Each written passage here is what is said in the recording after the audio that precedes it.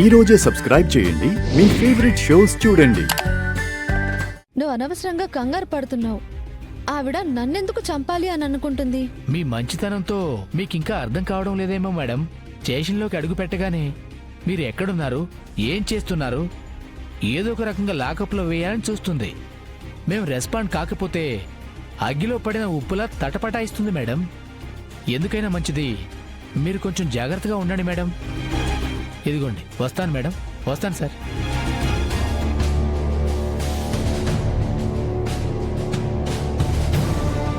ఇదేంటన్నయ్య, ఇంకా టైం ఉంది. శివ నిరికించిన దోషులెవరో తెలుసుకోవాలి అనుకున్నాం.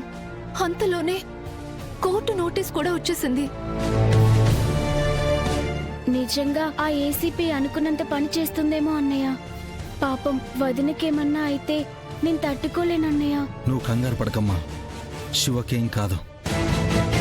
నిజంగా వదినకి ఏం కాకూడదు అనుకుంటే ఆలస్యం చేయకూడదన్నయ్య. అసలైన దోషులు ఎవరో ఎక్కడున్నారో వెంటనే వెతికి పట్టుకోవాలి. ఎలా పట్టుకుంటామమ్మా? అసలు ఆ గోల్డ్ బిస్కెట్స్ తన బ్యాగ్లోకి ఎలా వచ్చాయో తెలీదు అంటుంది కదా. తెలుసుకోవాలి బావా. ఒక్కసారి ఆలోచించు శివ, అసలు ఆ రోజు ఏం జరిగింది? నిన్ను ఎవరు కలిశారు? నీ బ్యాగ్లో గోల్డ్ బిస్కెట్స్ ఎలా వచ్చాయి?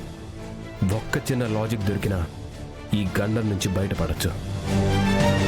ఆ రోజు జరిగిందంతా గుర్తు చేసుకో శివ.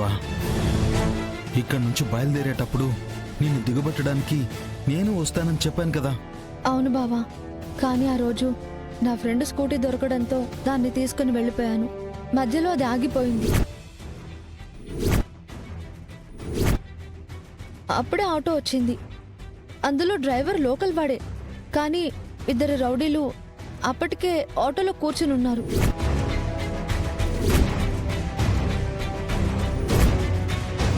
ఫ్రంట్లో ఒకడు, నా పక్క సీట్లో ఒకడు.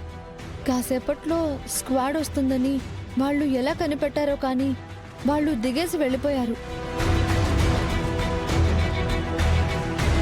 అయితే వాళ్ళు పోలీస్ అని భయపడి అక్కడే ఆటో దిగి వెళ్ళిపోయి ఉంటారు.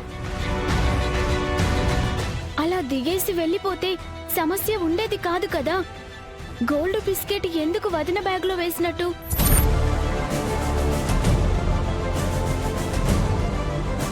చాలా బాగా ఆలోచించావు కుముదా.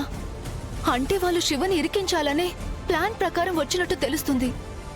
అయితే బండి ఆగిపోవడానికి కూడా కారణం వాళ్ళే అయి ఉంటారంటావా? తప్పకుండా వాళ్లే అయి ఉంటారమ్మా. ఇదంతా ప్లాన్ ప్రకారమే చేశారు. కానీ ఈ విషయం నేరుగా పోలీస్ స్టేషన్కి వెళ్ళి చెప్తే ఎవరూ నమ్మరు. సాక్ష్యాలు కావాలి. వాళ్ళ మొహాలు నువ్వు చూడలేదా వదినా? చూశాను కుముదా, కానీ పెద్ద పట్టించుకోలేదు. ఇప్పుడు గుర్తు చేసుకోగలవా శివ?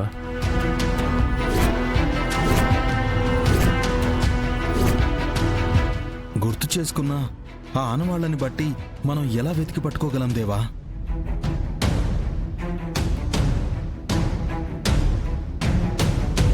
ఒక ఐడియా ఉంది బావా. స్కెచ్ ఆర్టిస్ట్కి ఆనవాళ్ళు చెప్తే వాళ్ళు బొమ్మ గీస్తారు.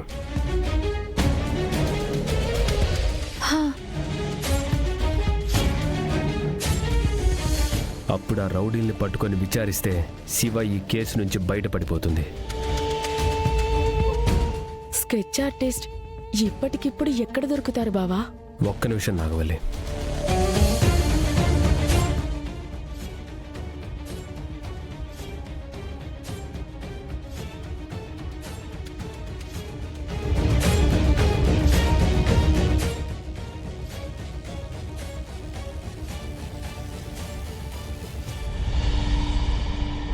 విషయం చెప్పాను బావా, ఆర్టిస్ట్ వచ్చేస్తాడు.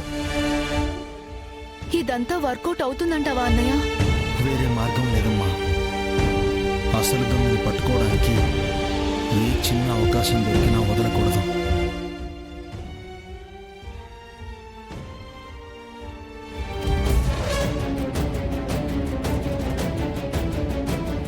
సార్, ఏదో బొమ్మ గీయాలన్నారు?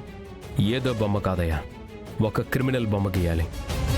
నా చెల్లెల ఆనవాళ్ళు చెప్తుంది, నువ్వు గీ. చెప్పండి మేడం.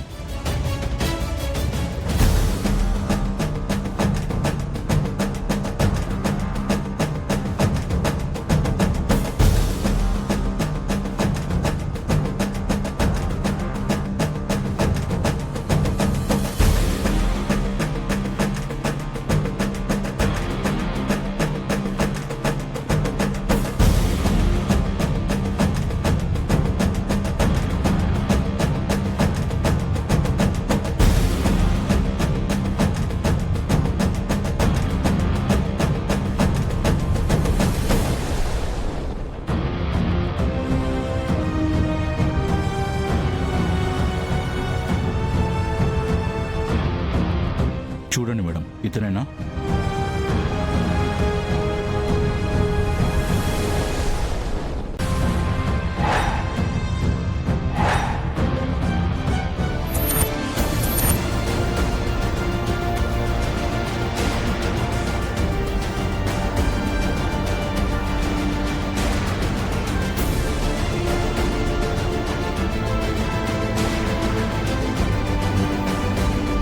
అన్నయ్య ఇతనే అన్నయ్య.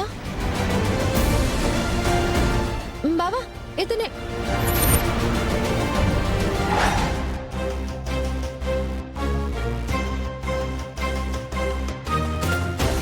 ఆ రోజు నా పక్క సీట్లో కూర్చుంది ఇతనే.